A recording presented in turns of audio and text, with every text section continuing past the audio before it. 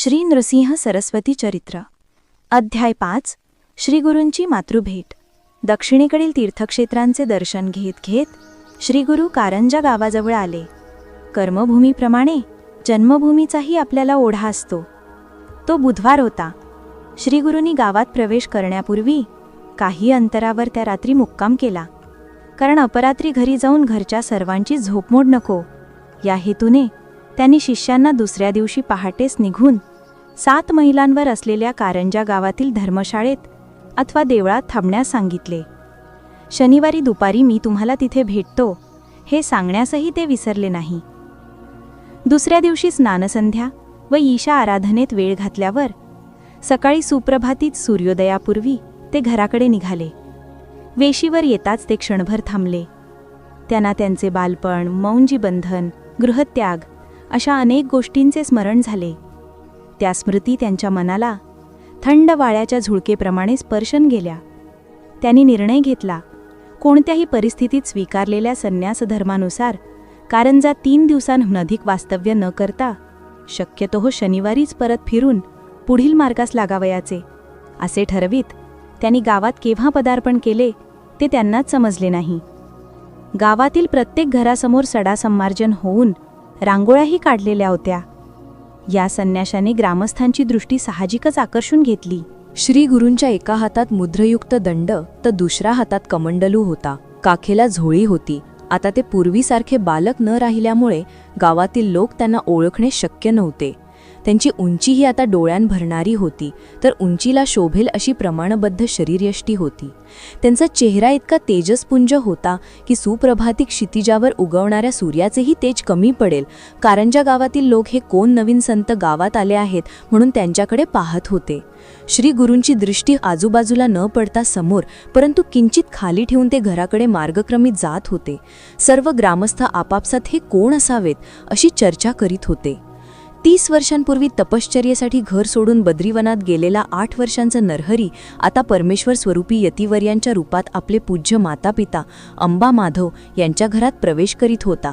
त्यांनी अंगणात पाऊल टाकताच त्यांना आपले 2 बंधू तेथे प्रथम दिसले। एक फुलझाडांना पाणी घालत होता, तर दुसरा परडी घेऊन देवांना फुले काढीत होता। त्या तेजस्वी संन्यासाला आत आलेले पाहून त्यांनी हातांतील कामे तेथेच टाकली। दोघे पुढे आले आणि दोघांनी त्यांच्या चरणी आदरपूर्वक वंदन करून त्यांना घरात येऊन आसनस्थ होण्यास विनविले। श्रीगुरू आसनस्थ होताच, आपण कोण, कोठून आलात हे प्रश्न विचारताच बाहेरून कोणीतरी आले आहे याची चाहूल लागल्याने अंबा माधव ही दोघे बाहेर आली। ईश्वररूपी यतिवर्यास पाहून लगबगीने त्यांना नमस्कार करण्यास त्यांच्या पुढे गेली। प्रत्यक्ष मातापिता आपल्यासमोर आलेले पाहून श्रीगुरू उठून उभे राहिले। दोघांचाही एक एक हात आपल्या हाती धरून, मला ओळखले नाही का असे यतीने त्यांना विचारले। ती उभयता गोंधळून गेली। त्यांचे वन सांगू लागले, हा नरहरी असणार, पण खात्री वाटत नव्हती। वयाच्या 8व्या वर्षी गृहत्याग केलेला नरहरी त्यांच्या वचनानुसार 30 वर्षांनी परत येणार होता। इतके दिवस आपला नरहरी येईल म्हणून आपण चातकासारखी वाट पाहत होतो। कालप्रवाहाप्रमाणे 30 वर्षांच्या प्रदीर्घ कालावधीत नरहरीच्या शारीरिक वाढीबरोबर त्याचा चेहराही न ओळखण्याइतपत बदललेला होता। महान तपश्चर्येनंतर त्याच्या चेहऱ्यावर अलौकिक तेजोवलय दिसत होते। मातापित्याचा हा उडालेला गोंधळ पाहून श्रीगुरू हसत हसत त्यांना म्हणाले, मी तुमचा नरहरीच आहे। वचनानुसार 30 वर्षांनी तुमच्या सर्वांच्या भेटीस आलो आहे। त्यानंतर बालपणीच्या अनेक आठवणी सांगून नरहरीने त्यांना 30 वर्षांपूर्वीच्या भूतकाळात नेले। त्यावेळी त्या दोघांचे नयन आनंदाश्रूंनी भरून आले। त्यांनी त्या संन्याशास पुत्रप्रेमाने मिठीत घेतले। आनंदाने बेहोश झालेली त्यांची मने समुद्राच्या भरतीच्या लाटांप्रमाणे उचंबळत होती। ती मने थोडी शांत झाल्यावर आपला पुत्र दूरच्या प्रवासाने थकून भागून आलेला आहे ह्याचे त्यांना भान झाले। त्यांनी त्याची स्नान, संध्या वगैरेची सोय केली। साधारण 2 तास त्याचे अनुष्ठान पूर्ण होईपर्यंत गेले। त्यानंतर दूध व फलाहार मातेने त्याच्यासाठी आणून दिले। आता नरहरी परत आल्याची वार्ता गावात सगळीकडे गेली। कुतूहलापोटी ग्रामस्थ अंगणात जमले होते। त्या सर्वांना माधवने दुपारी भोजनानंतर येण्यास सांगितले। श्रीगुरूने त्यावेळी फक्त दूध घेतले आणि सर्व कुटुंबियासहित ओटीवर येऊन बसले। मातेने त्यांच्या चरणावर मस्तक ठेवले व पतीला म्हणाली, मी केलेल्या प्रदोषपूजेचे हे फळ आहे। असे म्हणताच तिला पूर्वजन्मी घडलेल्या सर्व घटना आठवल्या। विश्ववंद्य पुत्राची आस धरून श्रीपादांची केलेली पूजा आणि त्यांनी दिलेले वचन आज पूर्ण झाले. माझ्या जन्माचे सार्थक झाले. दोघांनी परत आपल्या संन्याशी पुत्राची पूजा केली. तेव्हा श्रीगुरू म्हणाले, एखादा पुत्र जर संन्याशी झाला तर त्याच्या हातून 42 पिढ्यांचा उद्धार होतो. त्याच्या कुळात जन्माला येणाऱ्यांनाही ब्रह्मपद प्राप्त होते. माते, तुझे सारे पुत्र शतायुषी होतील. त्यांच्या घरांत सदैव ऐश्वर्य नांदेल. अंतकाळी तुम्ही दोघे काशीक्षेत्री असाल. काशी हे मुक्ती देणारे पवित्र स्थान आहे. यतिवर्यांनी ओटीवर जाऊन हे घर सोडून गेल्यापासून घडलेल्या सर्व घटना कुटुंबातील सर्वांना निवेदन केल्या.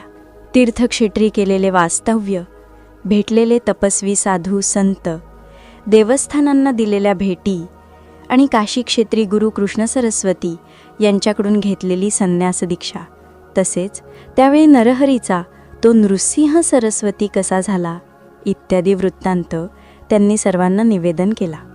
तो प्रत्येक प्रसंग ऐकताना त्या सर्वांची अंतःकरणे आदराने, भक्तिभावाने, प्रेमाने, आनंदाने तरंगतच होती. नरहरीची ही अलौकिक थोरवी सर्व ज्येष्ठ मंडळींना आता पटली होती. त्यामध्ये काही जवळचे गावकरीही येऊन तिथे बसलेले होते. त्यावेळी आपण त्या मुंजू मुलाकडे कोणत्या नजरेने पाहत होतो हे आठवून त्यांना मनातून शरम वाटली. त्यांनी श्री गुरूंकडे जाऊन नम्रतेने वंदन केले व क्षमेची याचना केली. त्या गावातील आलेल्या काही लोकांनी क्षमा मागताच माधव व अंबा यांनाही आपणही थोडेफार आपल्या नरहरीला दूषणे दिली. ती आठवून ते मातापिता अस्वस्थ झाली. नरहरीकडे जाऊन त्यांनीही क्षमेची याचना केली. तेव्हा श्री गुरु म्हणाले, तुम्ही कसली क्षमा मागता? मी तर या लोके तुमचा पुत्रच आहे. तुम्हा दोघांना मीच नाना प्रकाराने कष्ट दिले. परंतु माते, पृथ्वीवर संसाररूपी नाटकात कोणत्या ना कोणत्या नात्याने नानाविध प्रकारची सोंगे त्या ईश्वर इच्छेनुसार घ्यावी लागतात. त्या नात्यात त्याच्या इच्छेनुसारच साजेल अशी कृती प्रत्येकाला करावी लागते. कारण त्याच्या इच्छेप्रमाणेच आपापली कर्मे प्रत्येक भूमिकेत पार पाडावी लागतात. ते कर्मे करताना फलाशाचा विचार करायचा नसतो. ही जाणीव प्रत्येकाने मनात ठेवल्यास काम, क्रोध, लोभ यापासून ती व्यक्ती परावृत्त होऊ शकेल. ही त्या जगन्नियंत्याची लीला आहे. हे जाणून तुम्ही मनातील खेदखंत काढून टाका. आपल्या प्रियसुताचे बोल ऐकून माता म्हणाली, हे गुरुदेवा, तुमचे म्हणणे मला पटते, परंतु यापुढे तुमच्याकडे माझा पुत्र म्हणून पाहणे मला जमेल असे काही वाटत नाही. कारण मी या देवाची माता आहे हा अहंकार माझ्या मनाला नको आहे.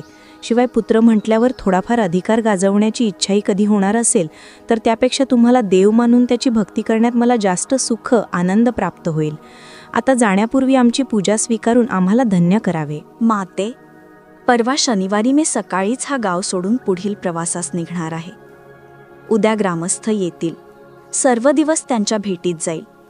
तेव्हा आपल्याला पूजेला सवड मिळणार नाही. तरी आत्ताच पूजा उरकून घ्यावी.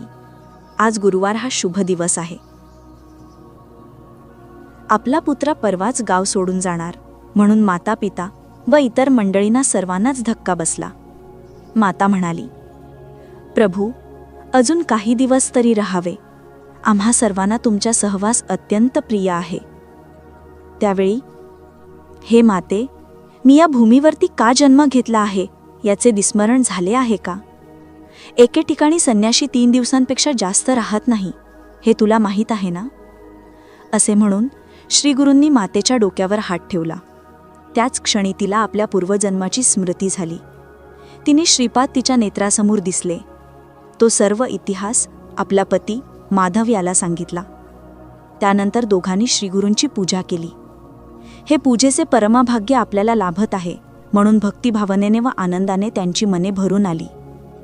त्यानंतर श्रीगुरूंनी आपली नजर जवळच उभे असलेले आपले 2 बंधू व भगिनी यांच्याकडे टाकली. त्यांच्या भगिनीचे नाव रत्नाई होते.